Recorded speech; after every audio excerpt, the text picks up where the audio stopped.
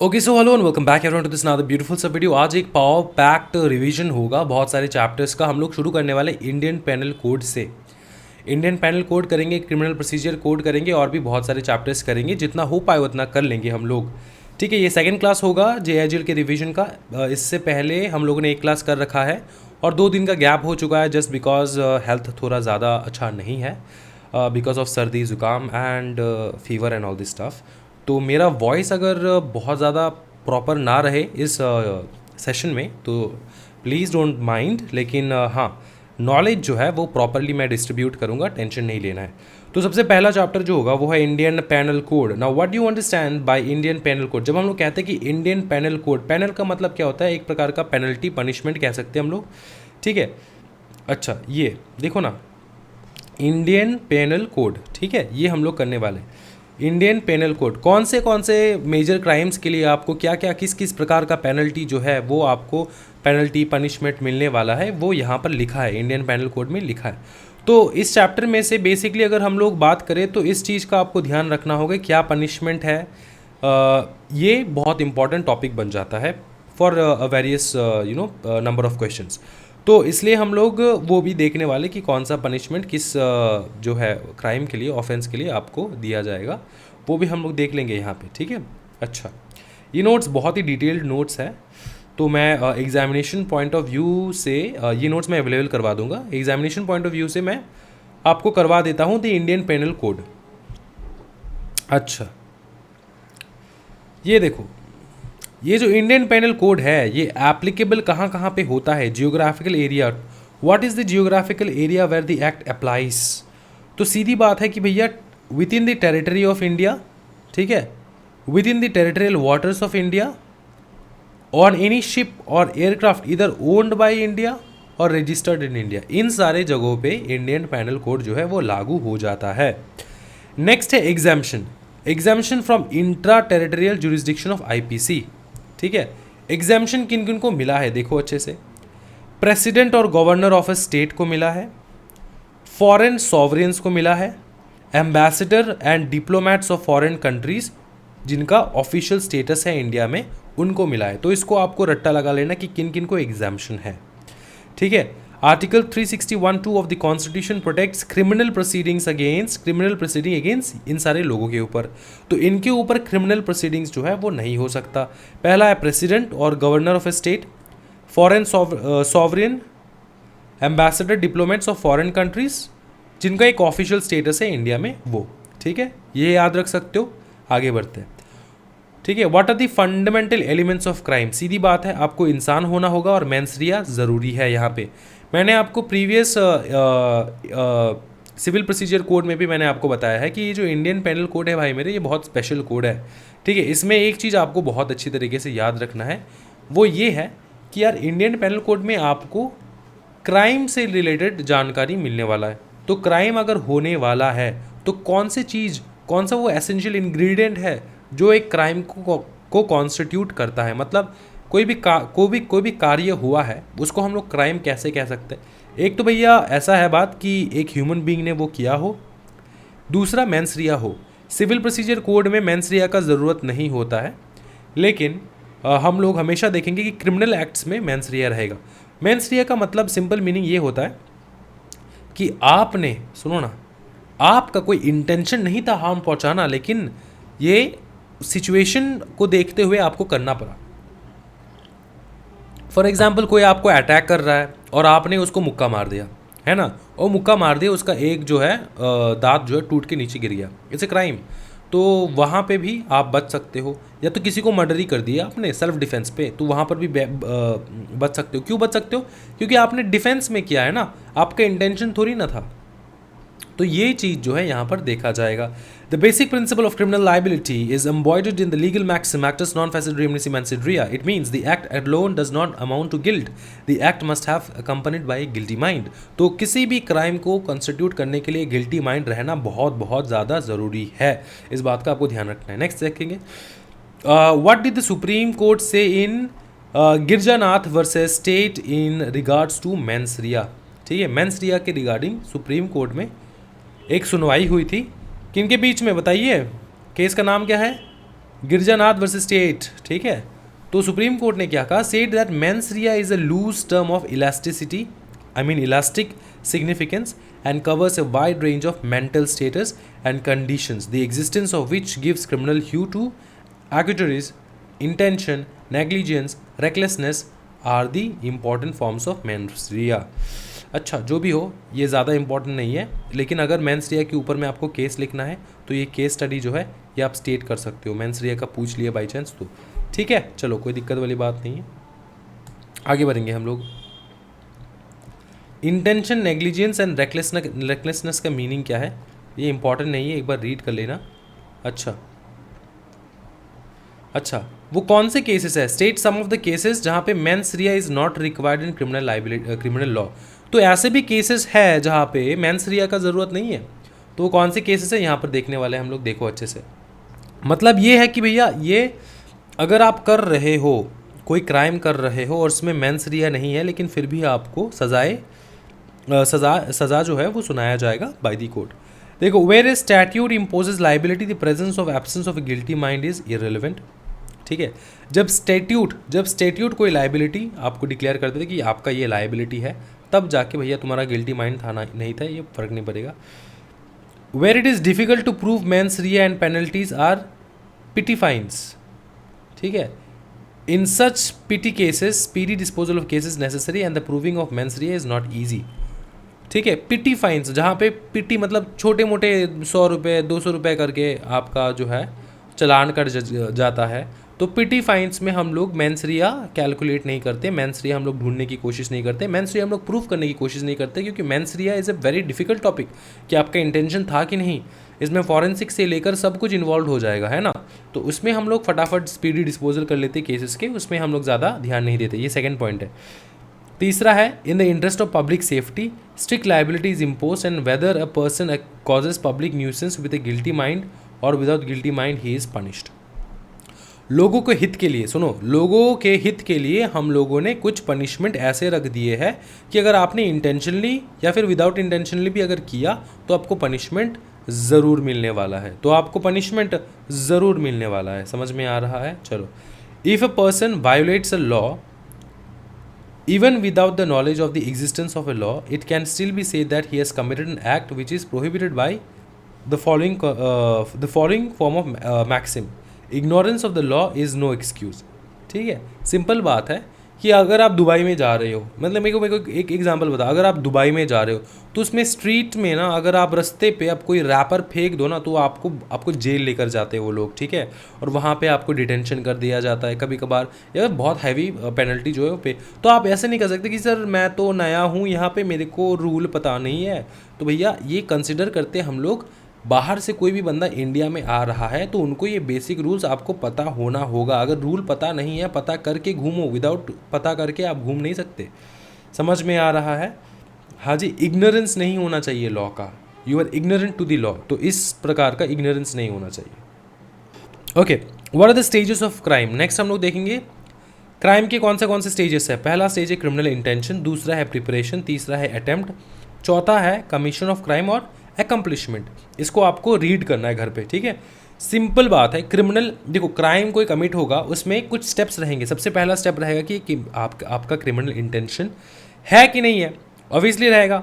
फिर प्रिपरेशन करोगे उसके लिए, फिर अटेम्प्ट करोगे, या तो आपने कमिट कर दिया है या फिर और एकम्प्लिशमेंट हो चुका है, ठीक है। कमीशन ऑफ क्राइम और एकम्प्लिशमेंट समझ में आ चुका है, कोई दिक्कत वाली बात नहीं है सर, ये रीड कर लेंगे हम, ये बकवास सा बहुत इजी सा चीज़ है, उसमें समय वेस्ट नहीं करेंगे हम लोग, एग्जामिनेशन में आ जाता है, ठीक है।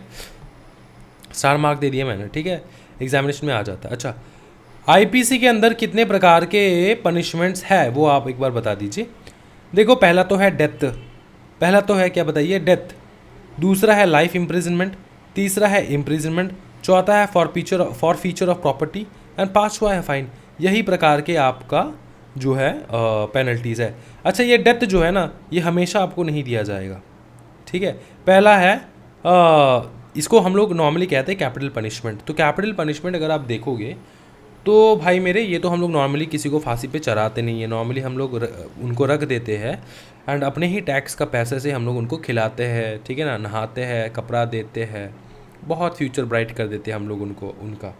लेकिन कैपिटल पनिशमेंट नहीं दिया जाता। अच्छा, कौन से केसेस में कब कैपिटल पनिशमेंट आप देख सकते हो कि हाँ इन सारे केसेस में कैपिटल पनिशमेंट मिल सकता है आपको, मतलब पॉसिबिलिटी बहुत ज़्यादा हाई है। सबसे पहला तो अगर आपने किसी को मर्डर वर्डर कर दिया, आपने किसी को मार दिया है जान से, तो भैया आपको भी रहने का कोई अधिकार नहीं है। मर्डर कर दिया, डकैती किया मर्डर के साथ, लूटपाट किया मर्डर के साथ। अरे वॉर हुआ है ना भाई मेरे, तो वॉर के समय, ठीक है, वॉर के समय अगर भैया आप अगेंस्ट इंडिया वॉर कर रहे हो, तो तब ऑन दैट मोमेंट फिर आता है अपना, ठीक है, अबेटिंग म्यूटिनी एक्चुअली कमिटेड, मतलब भड़काना, ठीक है, किसी को भड़काना क्राइम करने के लिए। गिविंग और fabricating false evidence upon which an innocent person suffers death, जिसके कारण आपके फॉल्स एविडेंस के कारण कोई इनोसेंट पर्सन का डेथ हो चुका है। फिर आता है abetting of suicide bye minor और इनसेन पर्सन, मतलब पागल इंसान या फिर माइनर को आपने भड़काया है। अबेटमेंट मतलब होता है भड़काना, ठीक है, तो आपने भड़काया है उनको अपने खुद का जान लेने के लिए। Attempted murder bye life convict, मतलब लाइफ इम्प्रिजनमेंट हुआ है, ठीक है, उसने मर्डर करने की कोशिश की है किसी को, तो उसको तो भैया फांसी पे चढ़वा देंगे हम लोग, ठीक है। फिर है लाइफ इम्प्रिजनमेंट, ये तो आपको पता ही है। इम्प्रिजनमेंट ये तो पता ही है, ठीक है। इम्प्रिजनमेंट तो भैया दो प्रकार का हो सकता है, एक रिगरस इम्प्रिजनमेंट होगा, दूसरा होगा सिंपल इम्प्रिजनमेंट। एक होगा रिगरस इम्प्रिजनमेंट, दूसरा होगा सिंपल इम्प्रिजनमेंट। रिगरस मतलब चक्की पीसिंग एंड पीसिंग एंड पीसिंग एंड पीसिंग फॉर फीचर ऑफ प्रॉपर्टी का मतलब समझ में आ रहा है, प्रॉपर्टी को बेच बाच देंगे हम। फाइन तो पता ही है आपको, ठीक है, तो ये सारा चीज़ है हम लोग कर लिए। क्रिमिनल कॉन्स्पिरेसी किसको कहा जाता है, बहुत इंपॉर्टेंट क्वेश्चन है भैया। देखो बहुत अच्छे से करना ये चीज़। क्रिमिनल कॉन्स्पिरेसी का मतलब सिर्फ ये नहीं होता क्राइम करना, देखो व्हेन 2 और मोर पर्सन अग्री करना, हाँ जी हम करेंगे ना, एक या फिर दो से ज़्यादा, अग्रीज टू डू और causes to be done. Agrees to do और कॉजेज टू बी डन मतलब दोनों अलग अलग चीज़ है भाई मेरे। एग्रीज टू डू मतलब हाँ हम करेंगे, कॉजेज टू बी डन मतलब हाँ हम करवा देंगे, टेंशन मत लो भाई मेरे।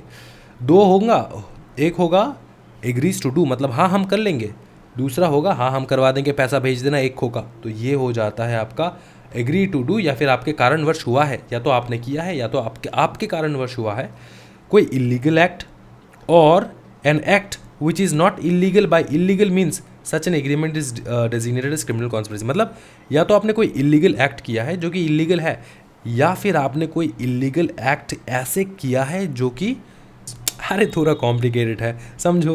N act which is not illegal, कोई कार्य जो कि इलीगल नहीं है, आपने वो कार्य को किया है लेकिन इलीगल मीन्स से, इलीगल मीन्स से कोई कार्य है जो कि इलीगल नहीं है। ड्राइविंग लाइसेंस लेना इलीगल नहीं है, क्या ड्राइविंग लाइसेंस अपने नाम का करना इलीगल है? नहीं है, लेकिन सर हमने तो पैसा खिला के ड्राइविंग लाइसेंस लिया है, तो इलीगल मीन्स से आपने इलीगल कोई लीगल काम किया है, तो भैया तब भी आपको पनिशमेंट मिलेगा। ये एक क्रिमिनल कॉन्स्पिरेसी है, समझ में आ रहा है, कोई दिक्कत वाली बात नहीं है सर, बवाल। फिर देखेंगे सर, हम आगे देखेंगे इंग्रेडिएंट्स क्या रहना चाहिए क्रिमिनल कॉन्स्पिरेसी का। क्रिमिनल कॉन्स्पिरेसी का इंग्रेडिएंट्स क्या रहना चाहिए। एक केस था, ठीक है, आर वेंकटकृष्णा वर्सेस सीबीआई। वहाँ पे आया कि भैया कोई एग्रीमेंट हो रहा है दो या फिर उससे ज़्यादा लोगों के बीच में, और वो जो एग्रीमेंट है मस्ट रिलेट टू डूइंग और causing to be done either an illegal act, an act which is not illegal itself but is done by illegal means. ठीक है, समझ में आ चुका है सर। क्रिमिनल कॉन्स्पिरेसी का पनिशमेंट क्या है, डेथ, इम्प्रिजनमेंट फॉर लाइफ और rigorous imprisonment for term of 2 years और अपवर्ड। ठीक है, ये हो जाएगा whoever is a party to a criminal conspiracy। ठीक है, ये whoever is a party to a criminal conspiracy other than a criminal conspiracy to commit an offence punishable as aforesaid shall be punished with imprisonment of either description for a term not exceeding 6 months or with fine or with both। मतलब अगर आपको सुनो, आपको अगर इसमें अगर आपको punishment नहीं मिला तो इसमें पनिशमेंट ज़रूर मिल जाएगा।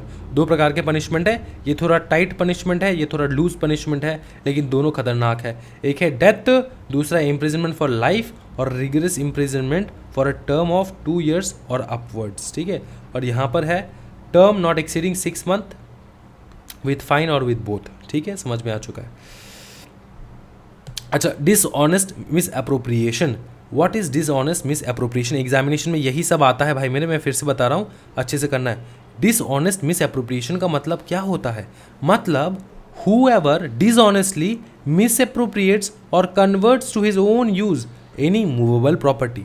ठीक है, मूवेबल प्रॉपर्टी, आपने आपके कज़न के घर को आपका खुद का घर घोषित कर दिया, तो यह है डिसऑनेस्ट मिस अप्रोप्रिएशन। पकड़ लो, आप एक लड़की को पसंद करते हो, ये बहुत होता है आजकल, ठीक है, आप लड़की को पसंद करते हो, लड़की मतलब आप शादी करना चाहते हो उसको, एंड उन्होंने कहा है, लड़की ने आपको कहा है कि चलो ठीक है शादी तो कर लेंगे, आपका घर दिखाओ कम से कम, कि यार हम देखें तो हम कहाँ पर रहने वाले कम से कम, right, it should be a secure place. तो आपने आपका कज़न का घर दिखा दिया, और आपका घर तो है नहीं बेटा, बाबू कुछ करता नहीं है, ठीक है, तो क्या कर सकते हैं हम लोग, कुछ कर नहीं सकते। ये क्या है, डिसऑनेस्ट मिस अप्रोप्रिएट किया है और कन्वर्ट किया है on to his own use any movable property. ठीक है, अच्छा, what is the punishment for dishonest misappropriation of property, imprisonment of either description for a term which may extend to 2 years और with fine और with both. ठीक है, 2 साल का jail, या तो फाइन या तो दोनों।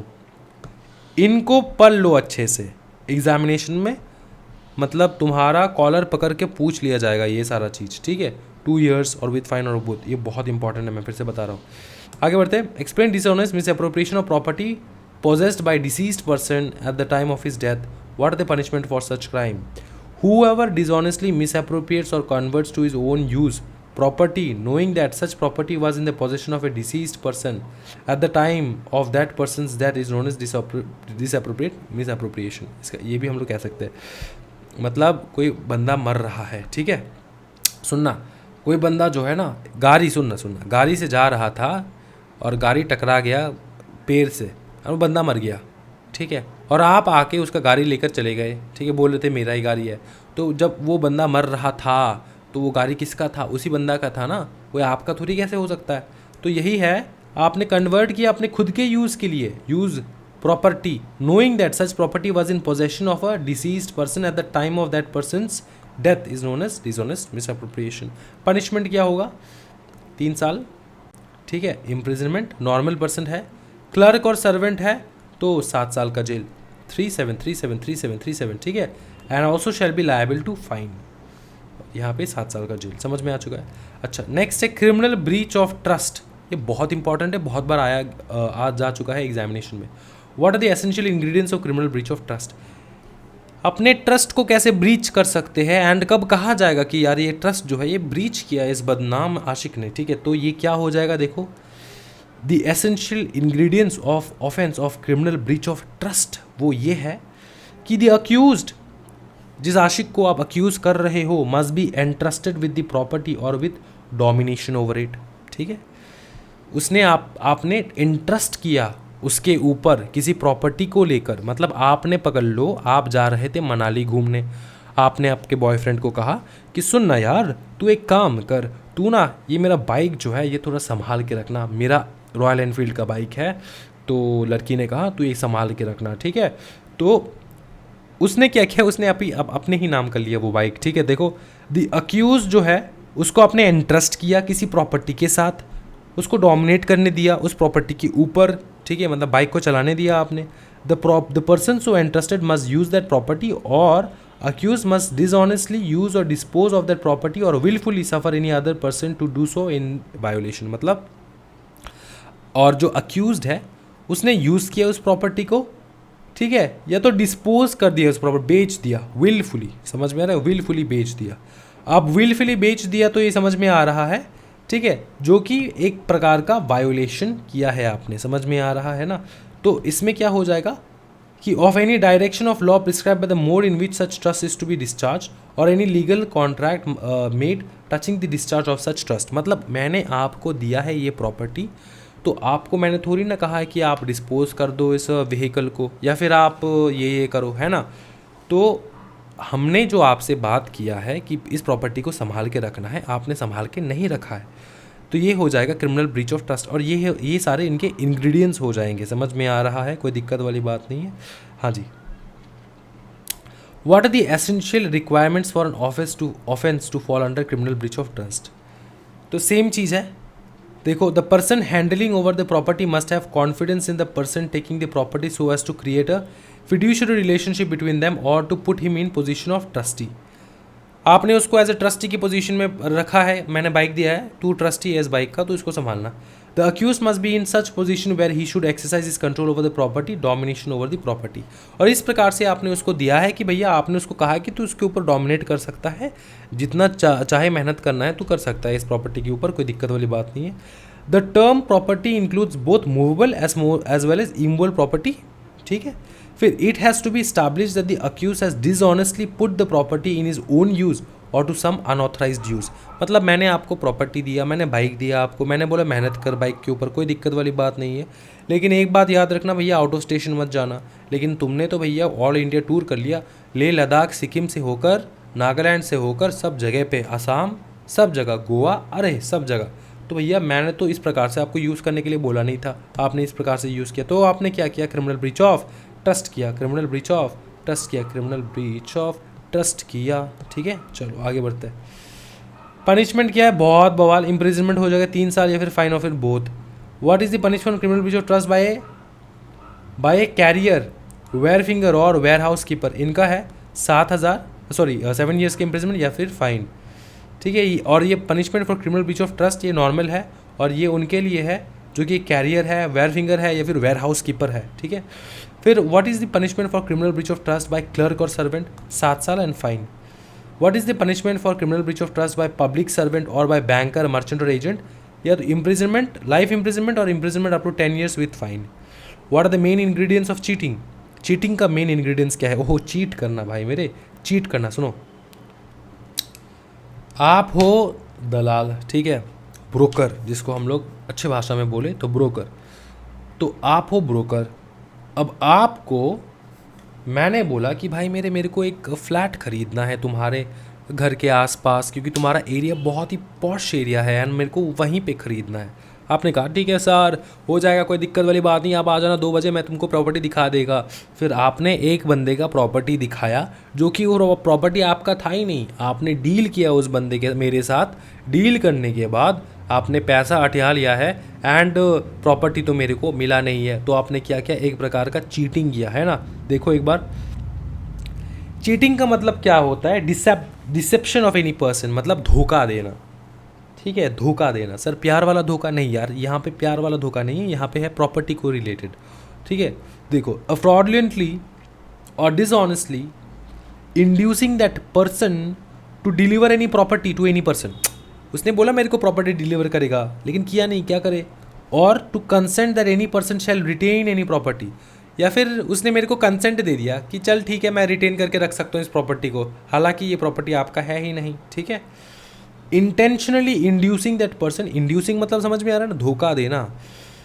टू डू और omit to do anything which he would not do और omit if he were not so deceived, ठीक है। मतलब इंड्यूसिंग का मतलब होता है करवाना कोई कार्य, डिसीव मतलब धोखा देना। अब यहाँ पर ये बताए कि आपने किसी इंसान को कोई ऐसा कार्य करने के लिए उकसाया, या फिर कुछ ऐसा कार्य जो कि उनको करना था लेकिन आपने उकसाया कि मत कर, ठीक है, समझ में आ रहा है? हाँ जी, ओमिट करना, या तो करने के लिए या तो ओमिट करने के लिए आपने भड़काया मुझको, इंड्यूस किया, ठीक है। To do anything which he would not do, जो कि मैं करता नहीं अगर मेरे को डिसीव नहीं किया गया था। तो अगर आप मुझको चूना नहीं लगवाते तो मैं वो कार्य करता ही नहीं। अगर आप मुझको चूना नहीं लगवाते, मतलब अगर आप मुझको नहीं कहते, अगर सुनना, मैंने क्या किया, मैंने आपको कहा कि मेरे को तेरे घर के सामने एक पॉश प्रॉपर्टी चाहिए, पॉश एरिया में एक प्रॉपर्टी चाहिए, तो उसमें आपने क्या कहा कि हाँ सर 1 करोड़ में मिल जाएगा। मैंने कहा ठीक है, कोई दिक्कत वाली बात नहीं, आराम से ले लेंगे। अच्छा, लेकिन उस प्रॉपर्टी का कीमत था 10 करोड़, लेकिन आपने तो मेरे को डिसीव किया है ना। तो मेरे को अगर पता होता कि ये 10 करोड़ का प्रॉपर्टी है भाई, इसमें तो मेरा घर बार सब चला जाएगा, सब जाएगा रे मेरा इसमें, तो इसलिए हम तो ये खरीदेंगे नहीं, है ना। तो मैं तो ये डिसीजन नहीं लेता ना कभी भी इस प्रॉपर्टी को ख़रीदने के लिए, लेकिन आपने मेरे को डिसीव किया, इसलिए मेरे को ये डिसीजन लेना पड़ा। समझ में आ रहा है? ये है कंप्लीट चीज़। ओके सर, आगे बढ़ते हैं। पनिशमेंट क्या है चीटिंग का, ये बता दीजिए। पनिशमेंट है भैया, ज़्यादा नहीं है, पनिशमेंट है विच में imprisonment for a term which makes to 1 year और विथ फाइन और both. Punishment for cheating by personation, cheating by personation का अगर हो तो एक्सटेंड टू 3 years और विथ फाइन और विथ बोथ। पर्सोनेशन का मतलब होता है कि भैया ये भी धोखा देना ही है, आपने अपना आइडेंटिटी रॉन्ग बताया है, ठीक है। आपने बताया आप राज हो, राज दी ब्रोकर, लेकिन आप राज दी ब्रोकर नहीं है, आप हो ही नहीं राज दी ब्रोकर, आप तो विमल दी कॉन मैन हो, विमल दी कॉन मैन। तो आपने पर्सोनेशन किया ना कि हाँ जी मैं ही हूँ राज द ब्रोकर, लेकिन आप तो राज द ब्रोकर हैं हो ही नहीं, आप क्या हो, आप विमल दी कॉन मैन हो। अच्छा ये समझ में आ चुका है, एक्सटेंड टू 3 years और विथ फाइन और विथ बोथ, ठीक है, पर्सोनेशन से अगर आपने चीटिंग किया है तो। अच्छा what are the essential ingredients, देखो ना, what are the essential ingredients to dishonest और फ्रॉडुलेंट रिमूवल और concealment of property to prevent distribution among creditors. देखो सिंपल बात है, आपने अपने प्रॉपर्टी को छुपाया है, क्यों छुपाया है, क्योंकि आपको अगर आप छुपाते नहीं प्रॉपर्टी को तो क्रेडिटर्स आपका प्रॉपर्टी खा जाता, ठीक है। तो उस समय पे उस प्रकार का एसेंशियल इंग्रेडिएंट्स क्या है, देखो, अक्यूज्ड रिमूव्ड कंसील्ड और डिलीवर्ड द प्रॉपर्टी और that he transferred it cause to be a transfer to someone, आपने किसी और को ट्रांसफर कर दिया सो दैट क्रेडिटर्स आपका प्रॉपर्टी खा ना ले। Such a transfer was without adequate consideration, consideration सही प्रकार से नहीं हो, 1 रुपये में लेन देन हुआ है सिर्फ। That the accused thereby intended to prevent or knew that he was thereby likely to prevent the distribution of that property according to the law among his creditors or creditors of another person, that he acted dishonestly and fraudulently। Simple बात, मैंने आपको एक ही line में सब समझा दिया है कि भैया आपको पता था यार ये प्रॉपर्टी अगर मैं ना बेचता 1 रुपये में तो भैया ये क्रेडिटर्स खा जाता मेरा प्रॉपर्टी, है ना, तो इसलिए आपने बेच दिया। Okay let's start with this. Next, what is the punishment of this, what is the punishment, punishment क्या है भाई मेरे बताओ। Punishment for dishonest fraudulent removal और concealment of property to prevent distribution among creditors, 2 साल फाइन या फिर both. Punishment for dishonestly और fraudulently preventing debt from being available for creditors, 2 साल विथ फाइन और both. What is the punishment for dishonest और fraudulent execution of deed of transfer containing false statement of consideration, 2 साल with fine और both. तीनों में एक ही चीज़ है, पहले वाले में ऐसा है कि आपने प्रॉपर्टी को छुपाया है, दूसरा है प्रॉपर्टी को इसलिए छुपाया क्योंकि क्रेडिटर्स को आपको देना नहीं है पैसा, तीसरा है आपका देखो, तीसरा है आपका कि आपने प्रॉपर्टी किसी और को ट्रांसफ़र कर दी 1 रुपये में, ठीक है, प्रॉपर कॉन्सिडरेशन नहीं था। तो तीनों चीज़ को मिला के sir 2 sir, oh my God sir 6 साल का जेल, ऐसा नहीं होता है भाई मेरे, हाँ हो भी सकता है 6 साल का जेल डाल भी सकते हैं, या फिर ये जज के ऊपर होता है, ठीक है, क्योंकि अलग अलग धारा के अकॉर्डिंग आपको पनिशमेंट मिलने वाला है। तो इन सारे केसेस में आपको बवाल पनिशमेंट मिलेगा, ठीक है ना। चलो ये सेम क्वेश्चन रिपीट हो चुका है तो इसको इग्नोर करेंगे हम लोग। फॉर्जरी पे चलते हैं हम लोग, फॉर्जरी क्या बताइए ना, फॉर्जरी भाई मैंने फॉर्जरी का मतलब अबे wrong documentation, false documentation produce करना, उसको कहा जाता है forgery. False electronic record, part of document और electronic record with intent to, किस लिए आपने प्रोवाइड किया फॉल्स डॉक्यूमेंट्स, कॉज डैमेज और इंजरी टू पब्लिक और टू एनी पर्सन, किसी को डैमेज करने के लिए, इंजरी करने के लिए, पब्लिक और any other person, to support any claim और टाइटल और to cause any person to part with the property. आप क्लेम कर रहे हो कि मैं एक CS हूँ, विदाउट बीइंग ए CS आप क्लेम कर रहे हो कि यार ये तो टाइटल मेरा है, ठीक है, आप तो ये टाइटल आपका है लेकिन आपका है नहीं, है ना। To enter into any express और इम्प्लाइड कॉन्ट्रैक्ट और with intent to commit fraud और दैट फ्रॉड में बी कमिट्स फ्रॉडजरी। समझ में आ रहा है। तो इन सारे रीजंस के वजह से बहुत ईजी है, कोई दिक्कत वाली बात नहीं। किसी को डैमेज करना, आप टाइटल क्लेम करना, ठीक है, कॉन्ट्रैक्ट, किसी के साथ कॉन्ट्रैक्ट के क्लेम करने के लिए आपने झूठा डॉक्यूमेंट्स प्रोड्यूस किया है, ठीक है, फ्रॉड करने के लिए आपने झूठा डॉक्यूमेंट्स प्रोड्यूस किया, तो इन सारे समय पे फाइन क्या रहेगा, 2 years और विद बोथ फाइन और बोथ। डिफेमेशन, किसी को बदनाम करना, whoever बहुत इंटरेस्टिंग डेफिनेशन है, पढ़ लो। whoever बाय वर्ड इधर स्पोकन और इंटेंडेड टू बी रेड, आपने या तो बोला है या तो लिखा है या तो आपने इस प्रकार से दिखाया है जो मतलब इंटेंशन ही है आपका कि कोई पढ़े इस चीज़ को, है ना।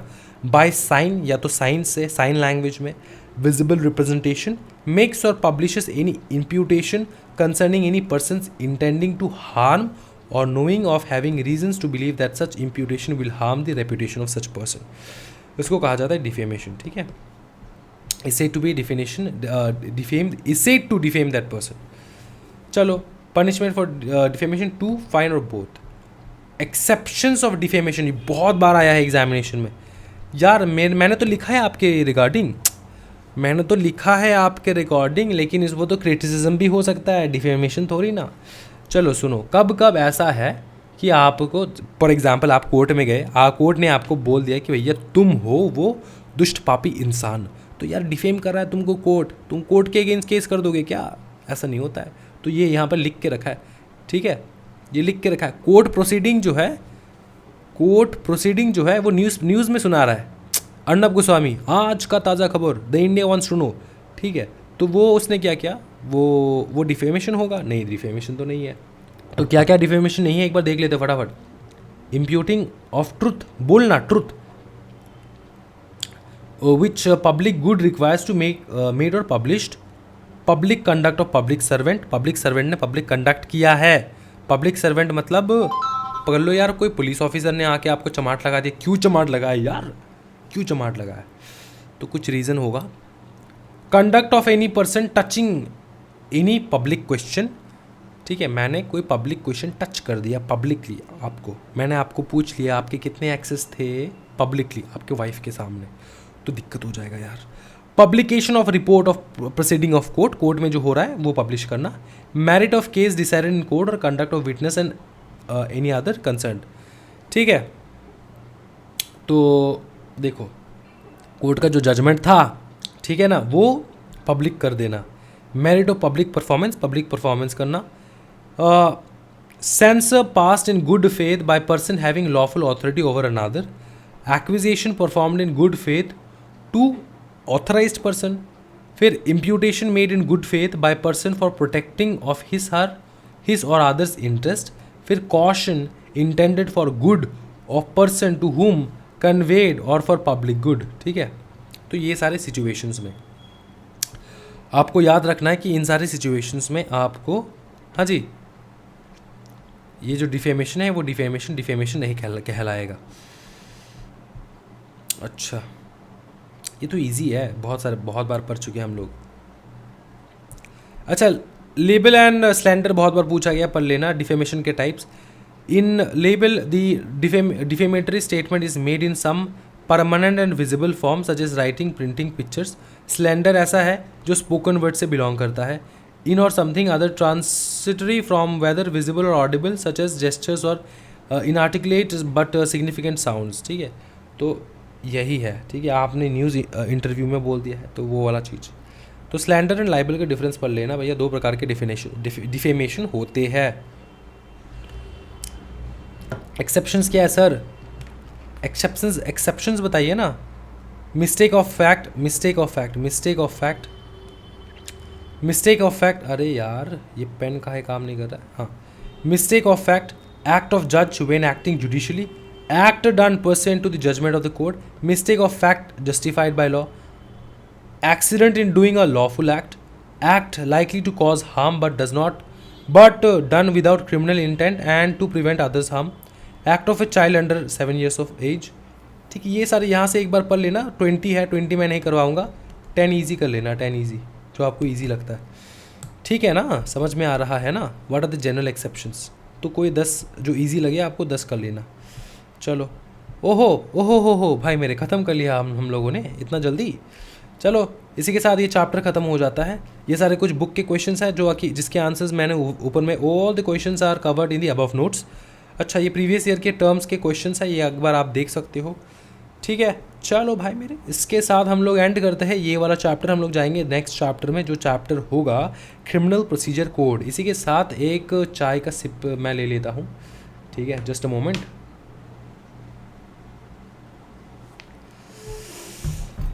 चल, बहुत प्रोक्रेस्टिनेशन कर लिया, अभी हम लोग चालू करेंगे क्रिमिनल प्रोसीजर कोड। चैप्टर है 10। Define the following. सबसे पहले ऑफेंस बता दीजिए भैया, ऑफेंस क्या चीज़ है, किस बला का नाम है ऑफेंस। तो भैया मैं अगर ऑफेंस आपको बताऊं कि ऑफेंस क्या है, तो आपको जानना होगा कि ऑफेंस एक बहुत ही प्यारा सा चीज़ है जो अगर आपने कर लिए तो भैया आपका ख़राब टाइम जो है वो शुरू। अच्छा, ऑफेंस क्या है यहाँ से कर लेंगे, टेंशन मत लो, पूरा डेफिनेशन वगैरह हम लोगों ने यहाँ पे लिखा रखा है। मतलब ये जो नोट्स है ना भाई मेरे, एक सेकंड मैं थोड़ा इंस्टीट्यूट का मटेरियल जो है वो एक बार खोल लूँ side by side, so that कुछ भी टॉपिक मिस ना हो जाए, है ना। और ये जो ऑफेंस है ना भाई मेरे, ये सॉरी नोट्स, ये नोट्स जो है ये ब्लेसिंग है भाई मेरे तुम्हारे लिए, सच्ची में बता रहा हूँ मैं। ऑफेंस क्या? ऑफेंस मीन्स एनी एक्ट और omission made punishable by any law for the time being in force, है ना। क्या बताए यहाँ पे? मीन्स एनी एक्ट और ओमिशन, या तो कुछ कार्य आपने किया या फिर जो कार्य आपको करना था वो नहीं किया है। Made punishable by law, made punishable by law any law, made punishable by law any law for the time being in, यहाँ से लेकर आप यहाँ तक का अंजाम दे सकते हो इस आंसर को, ठीक है। डिफाइंस यहाँ से लेकर यहाँ तक, बाकी सब फर्स्ट क्लास है। मेंसरिया देखो, नेक्स्ट है मेंसरिया। मेंसरिया में क्या बोले? मेंसरिया तो हम लोगों ने गिल्टी माइंड है। The fundamental principle of penal liability is embodied in the maxim act non फेसिव ड्रीमनेसी mens rea, that is an act itself does not constitute guilt unless done with a guilty intent. फिर है bailable offence, bailable offence, non bailable offence, ये सारे bailable offence and non bailable offence. Simple बात है भाई मेरे, बहुत इंपॉर्टेंट एग्जामिनेशन के लिए, फिर से बता दूं मैं। अवेलेबल ऑफेंस, सुनना यार, ये जो बेलेबल ऑफेंस है ना, bailable offence is a non cognizable offence where a police officer has no authority to arrest without warrant and for which bail can be granted. फिर से मैं समझा रहा हूँ, 3-4 वर्ड है जो आपको ध्यान में रखना है। पहला वर्ड ये है कि ये जो बेलेबल ऑफेंस है ये एक नॉन कॉग्निजेबल ऑफेंस है, where a police officer has no authority to arrest without a warrant, ठीक है।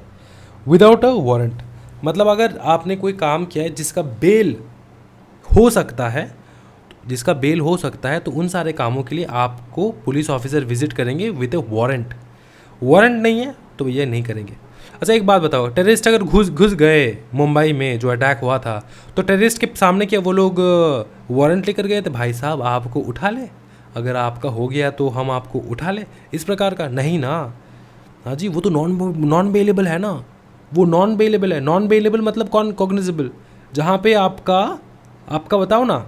हाँ जी, कॉग्निजेबल है, नॉन कॉग्निजेबल में समझना। नॉन कॉग्निजेबल मतलब बहुत ज़्यादा सीरियस नहीं, कॉग्निजेबल मतलब बहुत ज़्यादा सीरियस मैटर है।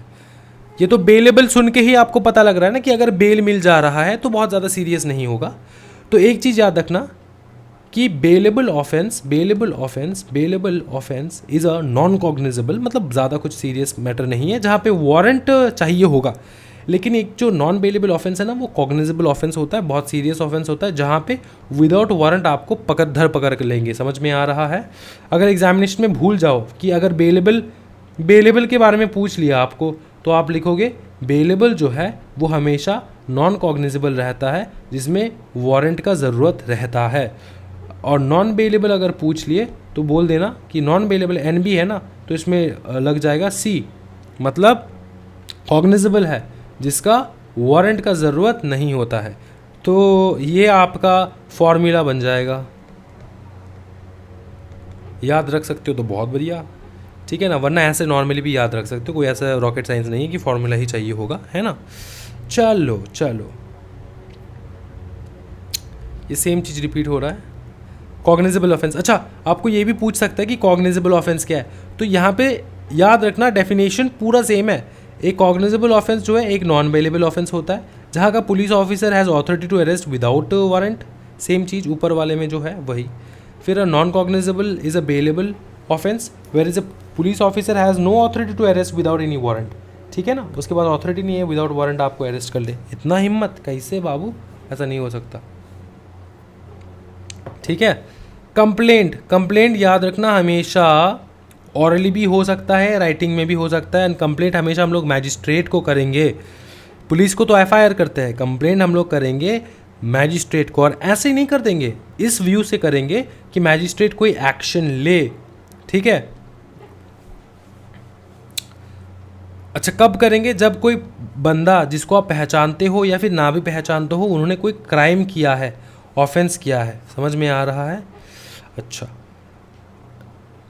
अच्छा, इसका इंग्रेडिएंट्स क्या है? ऑरल होगा, रिटन हो सकता है, ऑरल हो सकता है, रिटन हो सकता है। सम मतलब आप मुंह से बोल के भी बोल सकते हो मजिस्ट्रेट को कि मजिस्ट्रेट साहब ऐसा हो चुका है हमारे साथ, या फिर हमने ऐसा ऐसा देखा है। सम पर्सन नोन और unknown has committed an offence, it must be made to a magistrate, it must be made with the object that he should take an option. और मैजिस्ट्रेट को कैसे, मैजिस्ट्रेट को क्यों कहोगे आप जाके कि आपका ऑब्जेक्ट तो होना होगा कि भैया ये इन्होंने क्राइम किया है भैया, तो इनको जो है पनिश करो, पनिश करो, है ना। तो आपका ऑब्जेक्ट होना चाहिए कि कोई एक्शन लिया जाए उसके अगेंस्ट में।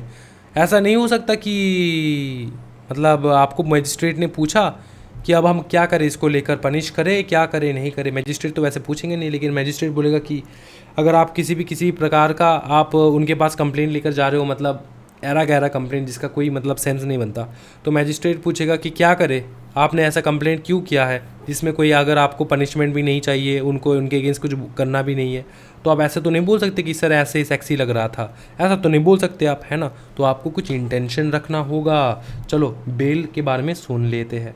बेल, ओहो बेल तो सर बहुत ईजी है। बेल का मतलब होता है it means release of an accused from the custody of the officers, मतलब पुलिस स्टेशन से निकाल लेना, ठीक है। और इसको किसके भरोसे छोड़ना है?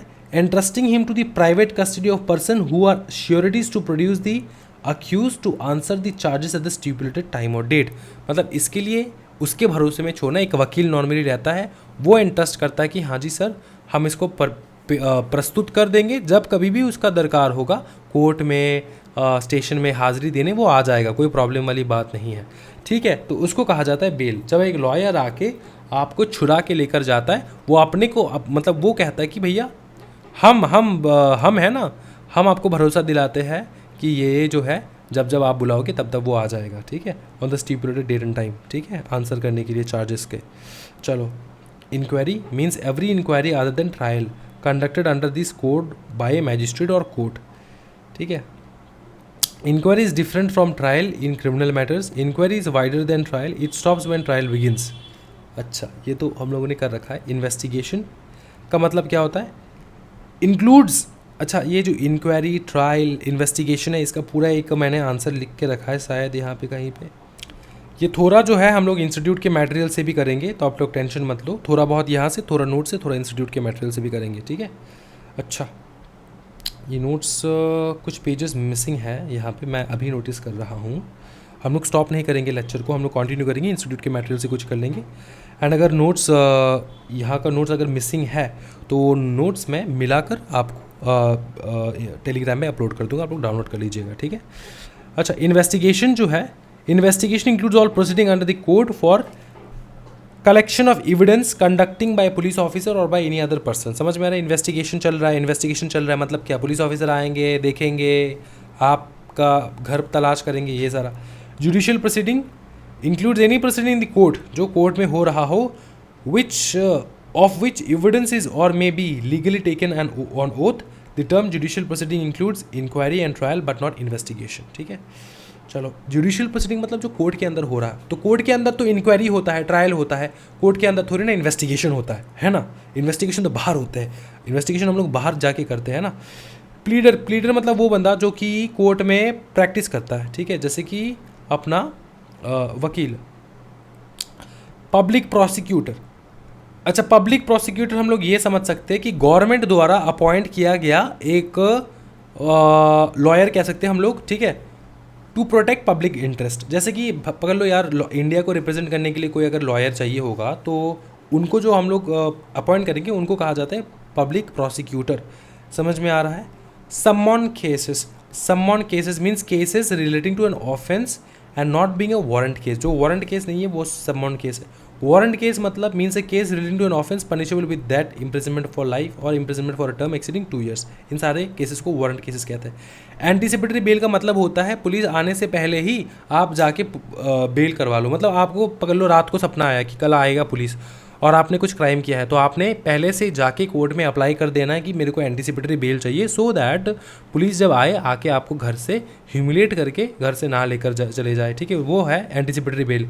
ये स्टूडेंट्स के लिए बहुत काम आएगा ज़िंदगी में, तो एक बार अच्छे से देख लो। Anticipatory bail is granted by High Court और court of session to a person, एक इंसान को जो एप्रीहेंड करता है arrest for having committed a non bailable offence but has not yet been arrested. मतलब आपने ऐसा कुछ कार्य किया है जो कि नॉन बेलेबल है, इसका बेल नहीं मिल सकता, लेकिन आप अरेस्ट भी नहीं हुए हो आप, लेकिन आपने पहले से खुद से जाके कोर्ट से आपने अप्लाई किया है कि मेरे को एंटीसिपेटरी बेल दे दो, तो तब जाके कोर्ट डिसाइड करेगा आपको एंटीसिपेटरी बेल देना चाहिए कि नहीं देना चाहिए, ठीक है।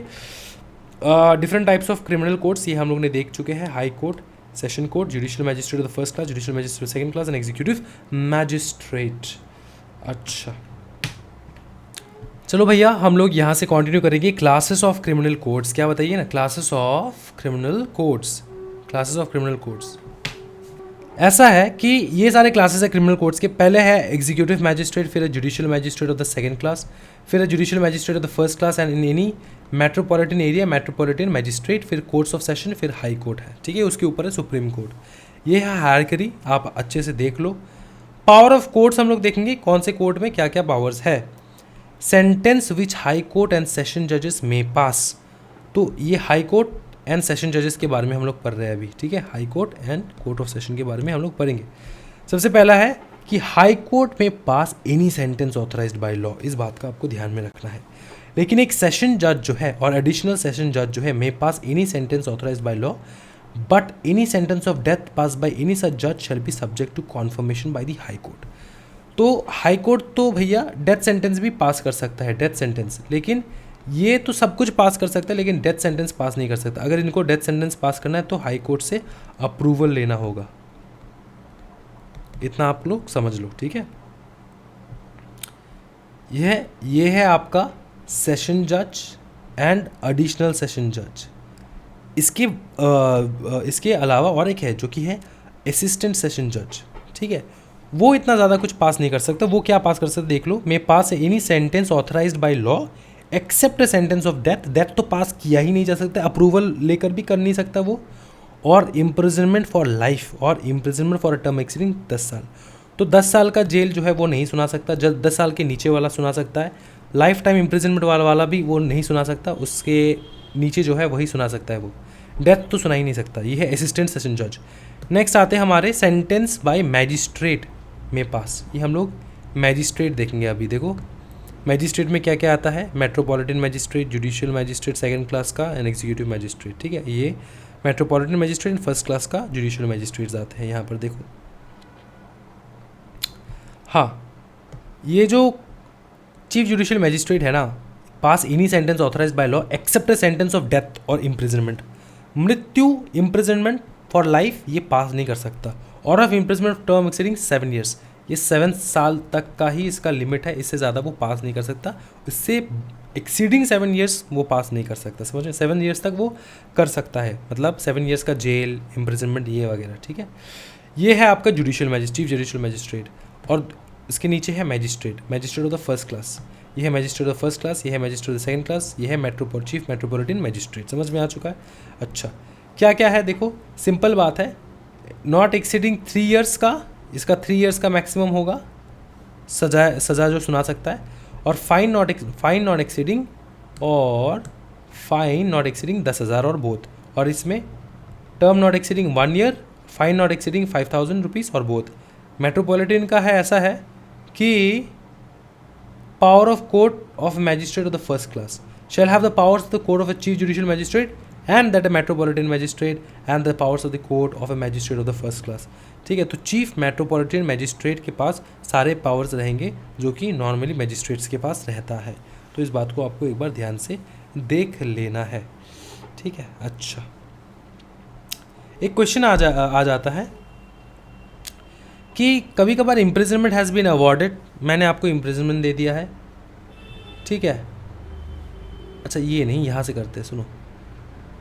अच्छा इन डिफ़ॉल्ट ऑफ फाइन इम्प्रिजनमेंट, मतलब ये है कि अगर पकड़ लो आपको 10 लाख रुपए, मैंने सुना है कि तेरे को इम्प्रिजनमेंट मिलेगा, 10 लाख रुपए भी तेरे को मिलने वाला है, तेरे को चुकाना होगा, लेकिन आपके पास इतना कैपेबिलिटी नहीं है कि आप फाइन चुका पाओ।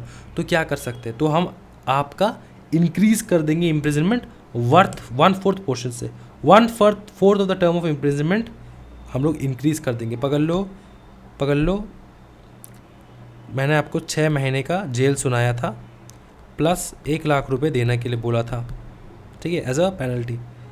आपने बोला सर ये तो हो जाएगा, ये नहीं हो पाएगा, तो हमने क्या किया, आपका 6 महीने का 1/4 जितना निकलता है वो एडिशन कर दिया आपके 6 महीने के साथ, तो इतना आप जेल में बैठे रहो, ठीक है। ये एग्जामिनेशन में एक बार आया था, तो एक बार देख लेना है आपको। अच्छा, अरेस्ट कैसे करें पर्सन को, बोला गया है कि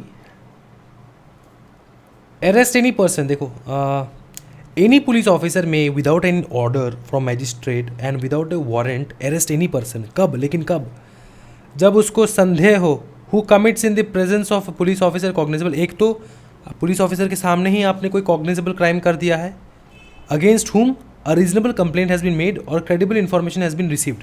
संदेह हो रहा है मेरे को आपके ऊपर, ठीक है, मेरे को इन्फॉर्मेशन मिला है कि आपने ये काम किया है या फिर आप काम करने जा रहे हो या फिर जो भी है, ठीक है, अगेंस्ट अ रीजनेबल कंप्लेंट, जिसके अगेंस्ट कोई कंप्लेंट आया हो, ठीक है, और a reasonable suspicion exist, suspicions मतलब संदेह है ना, that he has committed a cognizable offence punishable with imprisonment for a term which may not be less than 7 years। मेरे को ऐसा लग रहा है कि आपने ऐसा क्राइम किया है जिसके कारण आपको कम से कम 7 साल का तो जेल होगा ही, ठीक है, और विच में extend to 7 years whether with और विदाउट फाइन, ठीक है। तो आपको ऐसा लग रहा है कि भैया 7 साल का तो क्राइम करके बैठा है जिसमें 7 साल का उसको पनिशमेंट मिलेगा, या फिर मेरे को संदेह लग रहा है आपने कुछ ऐसे कॉग्निजेबल क्राइम करने जा रहे हो, या फिर मेरे सामने ही आपने कोई कॉग्निजेबल क्राइम किया है, या फिर आपके अगेंस्ट में कंप्लेन रेज हुआ हो, या फिर मेरे को इन्फॉर्मेशन मिला है, तो इन सारे केसेस में, इन सारे कंडीशंस में आप जाके अरेस्ट कर सकते हो, ठीक है, विद और without fine if the following conditions are satisfied, namely ये कंडीशन सेटिस्फाई करना होगा। देखो, the police officer has reason to believe that on the basis of such complaint, information, suspicion that such person has committed said offense। Police officer को लग रहा है कि भैया तुमने किया है, the police officer satisfied with that such interest such arrest is necessary, मतलब पुलिस ऑफिसर सेटिस्फाई है कि भैया अरेस्ट करना ज़रूरी है, to prevent such person from committing any further offence for proper investigation of the offence, to prevent such person from causing the evidence of an offense to disappear or tampering with such evidence in any manner। मेरे को लग रहा है कि तेरे को अगर अकेले मैंने खुला सांड की तरह छोड़ दिया ना, तू सब एविडेंस डिस्ट्रॉय कर देगा, पकड़ लेंगे तेरे को। To prevent such person from making any inducement, threat और promise to any person acquainted with the facts of the case, so dissuade him from disclosing such facts to the court or to police officer। मतलब ऐसा है कि तुम या तो किसी को धमकाओगे या तो उसको बोलोगे भैया मेरे खिलाफ अगर तुमने कोई भी किसी भी प्रकार का आवाज़ उठाया तो तुम्हारा मृत्यु हो जाएगा, इस प्रकार का आपने धमकी दे रहे हो, इंड्यूस कर रहे हो, मतलब है ना, तो ये सारा चीज़। चलो, अनलेस लास्ट में है, unless such person is arrested his presence of court whether required can not be assured and the police officer shall record while making such arrest his reasons in writing. तो आप reasons record करके रख लेना है, ठीक है। चलो, क्या हम आपको अरेस्ट कर सकते हैं अगर आप रिफ्यूज़ कर रहे हो, आपका नाम पता एविडेंस देने के, रेसिडेंस कहाँ का हो देने, अगर आप मना कर रहे हो? हाँ जी, कर सकते हैं। क्या कोई प्राइवेट पर्सन अरेस्ट कर सकता है? कोई भी प्राइवेट पर्सन क्या अरेस्ट कर सकता है? मैं पुलिस ऑफिसर नहीं, नॉर्मली प्राइवेट पर्सन क्या अरेस्ट कर सकता है? हाँ जी, कर सकता है। मतलब अगर आपने कसाब को देख लिया था तो क्या आप कसाब को रोकने के लिए कुछ कोशिश कर सकते हो? हाँ, कर सकते, क्योंकि उसने नॉन बेलेबल क्राइम किया है ना, तब कोई प्राइवेट पर्सन भी रोक सकता है जब तक कि ना पुलिस आ जाए। मैजिस्ट्रेट उसको पकड़ सकता है। हाँ, मैजिस्ट्रेट के सामने आप उल्टा सीधा कुछ करोगे तो मैजिस्ट्रेट भी पकड़ लेगा आपको। आर्म्ड फोर्सेस को प्रोटेक्ट करता है सेक्शन 45, ठीक है। कहता है कि भैया तुमको हम लोग प्रोटेक्ट करेंगे, ठीक है, क्योंकि अगर आपने कुछ कार्य किया हो, ठीक है, to do something in discharge of their official duties, they could be arrested only after obtaining the consent of central government, ठीक है। अरेस्ट हाउ मेड, मतलब अरेस्ट को कैसे किया जाता है? पकड़ के करेंगे और क्या। देखो यहाँ पे थोड़ा मैं करवाऊँगा, ज़्यादा नहीं, थोड़ा ही लिखना है। person making an arrest to actually touch or confine the body of the person to be arrested, and such police officer or other person may use all necessary means to effect the arrest if there is forcible resistance। ठीक है, तो अगर वो resistance कर रहा है तो उसको पकड़ के आप बांध के रख दो, इस प्रकार का भी अरेस्ट कर सकते हो। तो इस प्रकार का अरेस्ट हो सकता है, कोई दिक्कत वाली बात नहीं है। समन एंड वारंट्स, समन मतलब आपको बुलाते हैं वो लोग, एंड वारंट्स मतलब, हाँ जी सिंपल बात है, वारंट मतलब वारंट लेकर आएंगे आपके पास। ठीक है, summon shall be served by a police officer और by officer of the court और पब्लिक सर्वेंट। चलो, वारंट किस प्रकार का होना चाहिए? It must be in writing. देखो ये इंपॉर्टेंट है, क्योंकि कोई भी ऐरा गैरा नथु खैरा आपको आके ना वारंट दिखा के अरेस्ट नहीं किया जा सकता, तो इस बात को ध्यान रखना है। उस पर ना आपका वो बियर करेगा, वारंट बियर करेगा नाम, designation of the person who is to execute, मतलब कौन ऑफिसर आ रहा है आपको अरेस्ट करने के लिए, उसका नाम, डेजिग्नेशन सब लिखा होना चाहिए। आपका भी नाम, full name and description of the person to be arrested, जिसको अरेस्ट करना है उसका पूरा नाम, डिस्क्रिप्शन देना चाहिए। Son of so and so, daughter of so and so. Sir daughter तो सर क्राइम नहीं करते, क्या पगला की बात कर रहे हो यार, बहुत क्राइम करते हैं डॉटर लोग भी। देखो, it must state the offence charged, ठीक है, कौन सा ऑफेंस चार्ज किया है आपके अगेंस्ट, वो वारंट में लिखना चाहिए। It must be signed by the presiding officer and it must be sealed होना चाहिए। सील्ड आप देखते हो ना CID में दिखाते कभी कभार यार, ऐसे पेपर खोल के दे देते हैं आपको, ये है आपका वारंट, ये वारंट पेपर हमारा, तो ऐसे मतलब मुंह के सामने पेपर खोल के दे देते। भैया ऐसा नहीं होता, वो सील्ड रहता है एनवलप के अंदर। ठीक है, तो हमारे साथ उल्टा सीधा हरकत नहीं। तो ये आपको बहुत ज्ञान देने वाला है, फ्यूचर में काम आएगा। प्रोक्लेमेशन एंड अटैचमेंट बहुत सिंपल सा चीज़ है, मैं आपको एक चीज़ बता देता हूँ। प्रोक्लेमेशन एंड अटैचमेंट क्या होता है?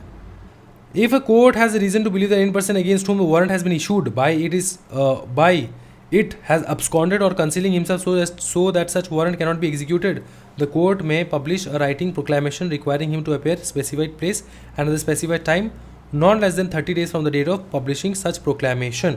If not तो क्या होगा? देखो, प्रोक्लेमेशन में क्या रहता है?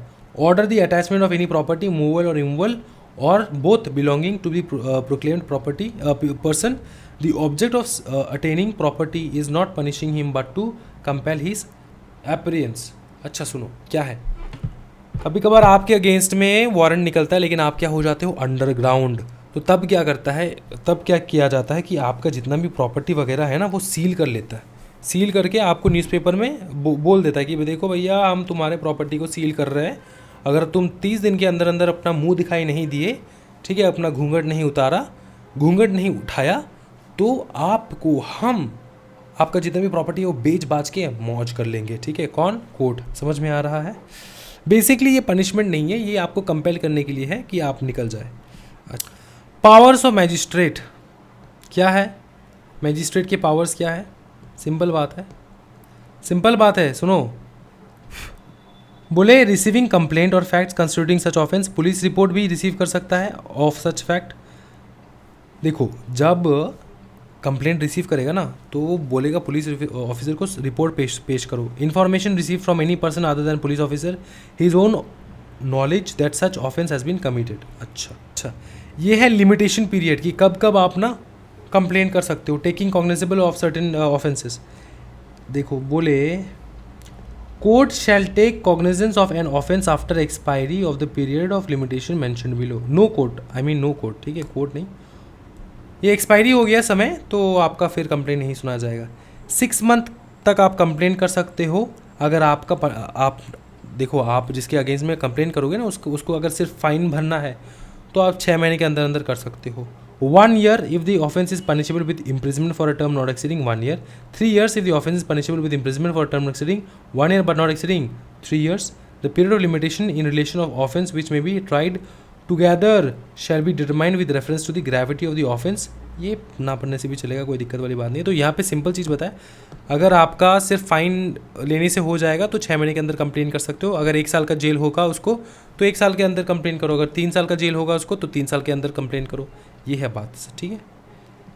उसके बाद का जो क्राइम है वो तक कभी भी कर सकते हो आप, कोई दिक्कत वाली बात नहीं है।